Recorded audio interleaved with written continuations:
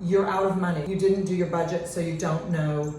You didn't plan for fabric was going to be a couple dollars more. It's a situation that is real and that will probably happen to you. So, if everything's just sitting there, I mean, that's just one example. There's so many different examples. You plan a budget because you're planning on that you're going to sell so much, and then guess what? You don't sell that much. So, I mean, the thing is to be creative. You don't really want to use credit cards for, believe me, it's a mistake that I always say I'm going to pay it off at the end of every month, and it just doesn't seem to work out that way. There's always like a surprise of something. I think probably just as a business owner, you have to be really, that's why a lot of times, especially the creative isn't in charge of the bank account, right? So the bank guys, your accountant's going like, yeah, you only have $10,000. You don't have 20 to produce what you want to produce. I mean, it's a real situation is what I'm trying to say. And I would suggest, this is one of my weaknesses where it always seems like I'm $5,000 short. Always. I'm like, $5,000, that's not very much. So how do I get creative and how do I think out of the box about this?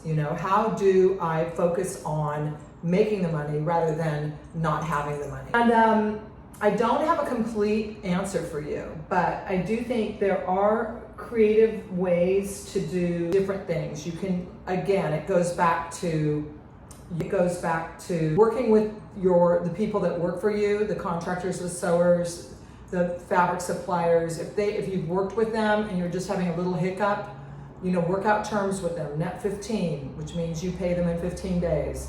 Net 30. Many of those people will do that at least once. And now if you mess it up, they're not going to do it again. Pay them when you tell them you're going to pay them. Then you can work on extending those terms. You could even start with net 7, like I'll pay you in a week. Here's my credit card. Don't charge it for a week, or my debit card, whatever it is. Creative ways, and people want to help. That in human nature, we want to help each other, manifest each other's dreams. But they also are not going to take a risky, nobody wants to risk their money on somebody, especially finances, seriously. So the other thing you can do, you can look through some of your fabrics you didn't use. You can think of using those in a different way, bringing out a new body. You can go to the remnant section I like Rag Finders in LA because you can find, normally it's on a roll, it's 10 yards per roll. No, it's 20 yards, I think, that you have to buy. Is it 20? It might be less than that.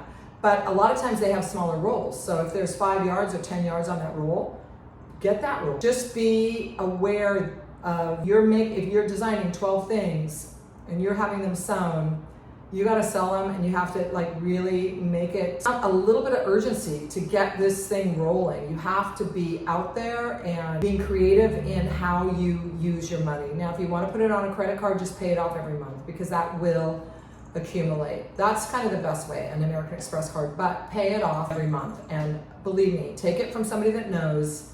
You think you're going to pay it off in the following month, you are not going to pay it off in the following month. Okay, sorry. So anyways, that's just some little advice. It's about don't squash your dream just because of money. Keep your dream alive, and yet, it's long play and now, right? It's micro and macro.